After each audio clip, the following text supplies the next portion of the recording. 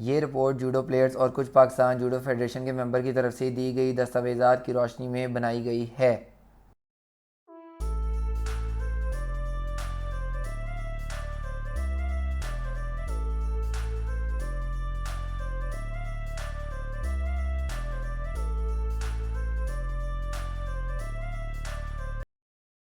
اس میں کوئی دو رائے نہیں کہ جوڈو سپورٹس کو 1971 میں پاکستان میں نوید محمود نے متعارف کروایا، جو پیشے کے اعتبار سے انجینئر ہے۔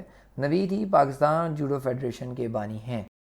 پہلا جوڈو سینٹر لڑکوں کے لیے ستمبر 1971 کو لاہور میں قائم کیا گیا اور پھر یہ ٹریننگ سینٹر پورے ملک میں قائم کیے گئے۔ اس کے بعد لڑکیوں کے لیے مختلف کالجز میں ٹریننگ سینٹر قائم کیے گئے۔ ستمبر 1973 میں پہلی نیشنل جوڈو چیمپئن شپ ایچیسن کالج لاہور کے آڈیٹوریم میں منعقد ہوئی، جس میں 5 ٹیموں سمیت پاکستان ایئر فورس کی ٹیم نے بھی حصہ لیا۔ اس وقت جوڈو ایک نیشنل لیول کا کھیل بن چکا تھا۔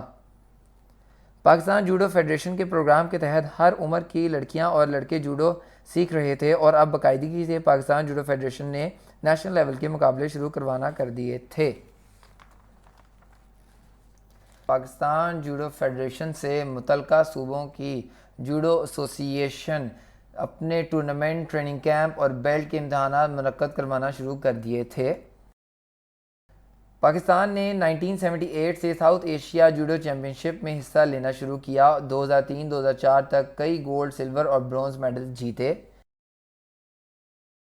پاکستان کی تاریخ میں پہلی دفعہ 2006 میں ساؤتھ ایشیا گیمز میں جوڈو ٹیم نے 10 کھلاڑیوں نے حصہ لیا اور 10 ہی میڈلز حاصل کیے، جن میں گولڈ، سلور، برونز میڈل شامل تھے۔ سعید اختر پاکستان کے پہلے جوڈو کھلاڑی بنے جنہوں نے ساؤتھ ایشین گیمز میں پاکستان کے لیے گولڈ میڈل حاصل کیا۔ اب اگلا ہدف ساؤتھ ایشیا سے آگے کا تھا۔ 2006 میں پاکستان جوڈو فیڈریشن کے اگلی مدت کے لیے الیکشن ہوئے۔ کرنل رانا شجاعت، ایک باسکٹ بال کے کھلاڑی جو کہ آرمی سے ریٹائرڈ ہونے جا رہے تھے، انہوں نے اپنے آپ کو صدر پاکستان جوڈو فیڈریشن کے امیدوار کے طور پر پیش کیا۔ اس الیکشن میں آئندہ 4 سال کے لیے نوید سیکرٹری اور رانا شجاعت صدر منتخب ہو گئے۔ نوید، جو کہ کودوکان انسٹی ٹیوٹ آف جاپان سے بلیک بیلٹ 4 ڈان اور پاکستان میں جوڈو کے بانی تھے، الیکشن کے بعد وہ جوڈو فیڈریشن کو اپنے پلان کے مطابق چلاتے رہے، جس کا مقصد جوڈو کی ترقی، کھلاڑیوں کی ٹریننگ پروگرام شامل تھے، جبکہ دوسری طرف پلان مختلف تھا۔ رانا شجاعت، جو کہ جوڈو کے کھلاڑی نہیں تھے، ان کے ذہن میں کچھ الگ ہی چل رہا تھا اور نوید کے ہوتے ہوئے وہ اپنے ارادہ میں کامیاب نہیں ہو سکتے تھے۔ آخر انہوں نے فیصلہ کیا کہ وہ نوید کے ساتھ کام نہیں کر سکتے اور نوید کو فیڈریشن سے نکالنے کے پلان بنانے لگے۔ الیکشن کے بعد نوید جوڈو کی ترقی کے پروگرام پر عمل کرتے رہے اور بہت سے ٹورز کھلاڑیوں کے لیے منعقد کروائے گئے، جو پاکستان سپورٹس بورڈ کی مالی معاونت کے بغیر کیے گئے۔ دوسری طرف نوید کو ہٹانے کا پلان بن چکا تھا، جس کا مطلب پاکستان سپورٹس بورڈ نے پاکستان جوڈو فیڈریشن پر اڑھاک لگا کر نئے الیکشن کا کہہ دیا۔ نوید نے ان الیکشن میں حصہ لینے سے انکار کر دیا۔ مئی 2008 میں الیکشن ہوئے۔ صدر رانا شجاعت، سیکرٹری مسعود احمد، چیئرمین وسیم ہاشمی، خزانچی ہما بخاری۔ رانا شجاعت اب اپنے ایجنڈے پر کام کرنے کے لیے آزاد تھے۔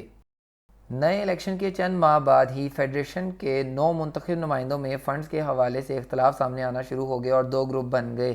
پہلا صدر رانا شجاعت، سیکرٹری مسعود احمد، دوسرا چیئرمین فیڈریشن وسیم ہاشمی اور خزانچی ہما بخاری۔ رانا شجاعت فیڈریشن کے پیسوں پر اپنا پورا کنٹرول رکھنا چاہتے تھے اور سیکرٹری مسعود ان کے ساتھ ملے ہوئے تھے، مگر دوسری طرف وسیم ہاشمی اور ہما بخاری فنڈز کو آئین کے عین مطابق کروانا چاہتے تھے۔ سیکرٹری مسعود احمد کو صدر فیڈریشن نے فنڈز کی بے ضیاع استعمال کی چھٹی دے رکھی تھی۔ جب خزانچی ہما بخاری نے اعتراض کیا تو اس کو فیڈریشن نے اڑھا کر باہر پھینک دیا اور اس واقعے پر وسیم ہاشمی نے لوٹ مار کو روکنے کا مطالبہ کیا اور اس کے مطالبے کی وجہ سے ان کو بھی فیڈریشن سے نکال دیا۔ وسیم ہاشمی سندھ کے ایک جانے پہچانے سپورٹس آرگنائزر اور معاشی معاملات کے بھی ماہر ہیں۔ انہوں نے ایک خط لکھا جس میں سیکرٹری مسعود احمد کی مالی بدعنوانی کا ذکر کیا اور ان کو روکنے کا کہا۔ اس خط میں انہوں نے فیڈریشن کے مختلف شقوں کی خلاف ورزی کا ذکر کیا اور مطالبہ کیا کہ ان کے خلاف ورزیوں کو بند کیا جائے۔ 12 مارچ 2012 سندھ اولمپک ایسوسی ایشن کے سیکرٹری جنرل نے صدر پاکستان اولمپک ایسوسی ایشن کو ایک خط لکھا جس میں جوڈو فیڈریشن کی مالی بے زادگیوں کا تفصیل سے ذکر ہے۔ انہوں نے اس خط میں بتایا کہ کس طرح یہ فیڈریشن کے فنڈز دونوں ہاتھوں سے لوٹ رہے ہیں۔ جب وسیم ہاشمی کو یقین ہو گیا کہ مسعود احمد اور رانا شجاعت فنڈز میں مالی بے زادگیوں سے باز نہیں آئے تو انہوں نے پاکستان اولمپک ایسوسی ایشن کے صدر لیفٹیننٹ جنرل عارف حسن کو ثالثی کی درخواست دے دی اور اپنی شکایت میں تفصیل کے ساتھ جوڈو فیڈریشن کی مالی بازادگیوں اور آئین کے خلاف کیے گئے کام کے بارے میں بتایا۔ وسیم ہاشمی نے جنرل عارف کو اپنی شکایت میں بہت سی حیران کن حقیقتیں واضح کیں۔ 2008 کے الیکشن کے بعد رانا شجاعت مسعود احمد پاکستان جوڈو فیڈریشن کا اکاؤنٹ بغیر خزانچی کے چلاتے رہے۔ یہ قانوناً غیر آئینی ہے۔ خزانچی کے دستخط اکاؤنٹ سے پیسے نکلوانے کے لیے ضروری ہوتے ہیں۔ اکاؤنٹ سے کراس چیک کی بجائے کیش کی مد میں بڑی رقم نکلوائی گئی، جس سے یہ اندازہ نکلوانا مشکل ہے کہ یہ پیسے کس مقصد کے لیے نکلوائے گئے اور پیسے کہاں گئے۔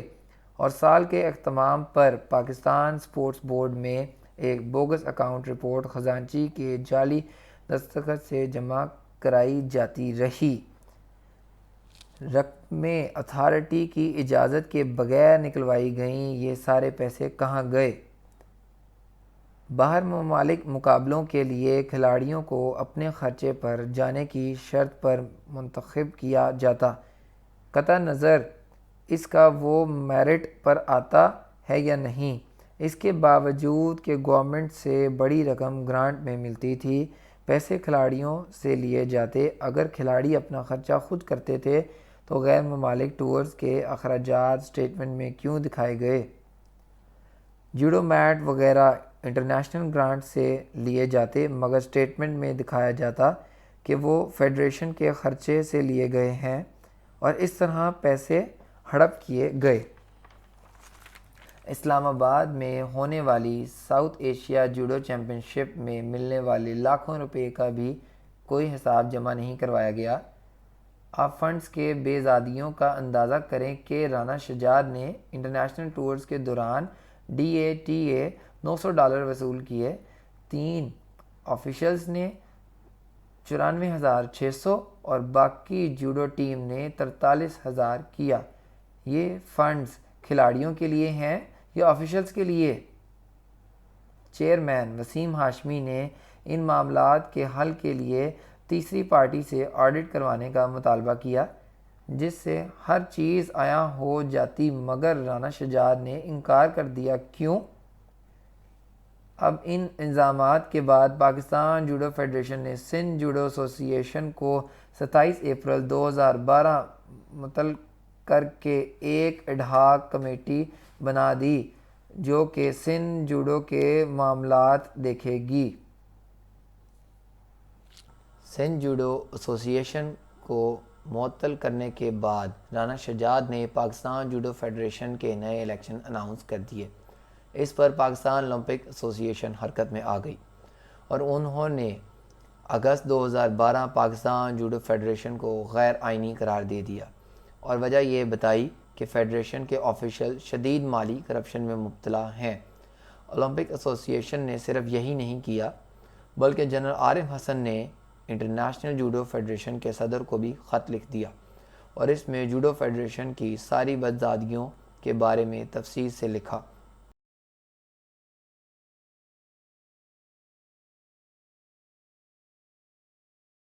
گورنمنٹ کروڑوں کے حساب سے اسپورٹس فیڈریشن کو فنڈ دیتی ہے۔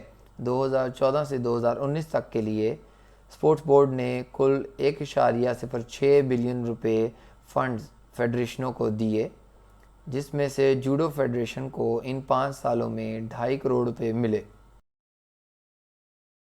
اگر ہم پاکستان جوڈو فیڈریشن کا آڈٹ اسٹیٹمنٹ دیکھیں تو اس میں واضح ہوتی ہے وہ بات جو ہاشمی نے کہی تھی کہ کس طرح یہ لوگ غیر قانونی طریقے سے فنڈز کا خرد برد کر کے آپس میں بانٹ لیتے تھے۔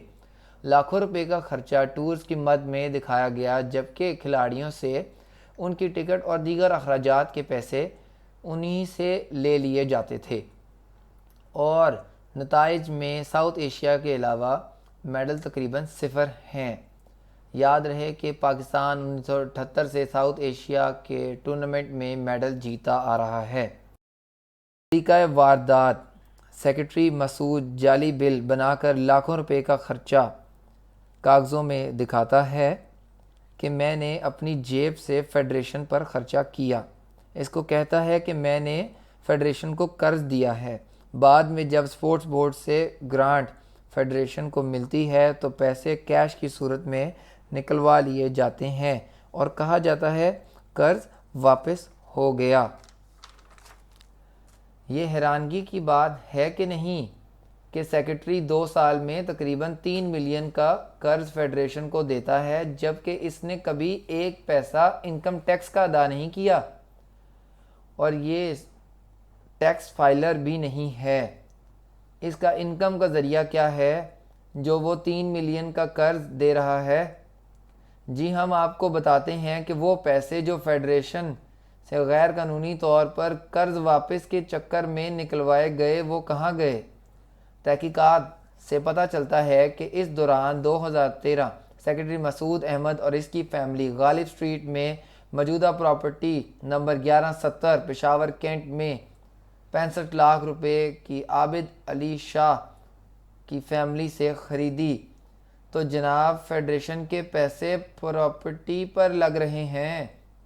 اب کوئی حیرانگی نہیں ہو رہی جو وسیم ہاشمی کیوں کہہ رہے تھے کہ جوڈو فیڈریشن کا آڈٹ تھرڈ پارٹی سے کروایا جائے، جو رانا شجاعت نے کروانے سے انکار کر دیا۔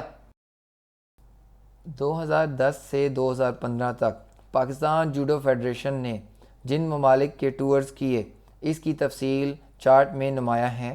آپ دیکھ سکتے ہیں کہ دنیا کے ہر کونے میں 38 کھلاڑی اور 14 آفیشلز گئے مگر کوئی میڈل نہ لا سکے، صرف ایک برونز میڈل ملا، جبکہ فنڈز کی عدم دستیابی کی وجہ سے پاکستان میں جوڈو بالکل ختم ہو گئی۔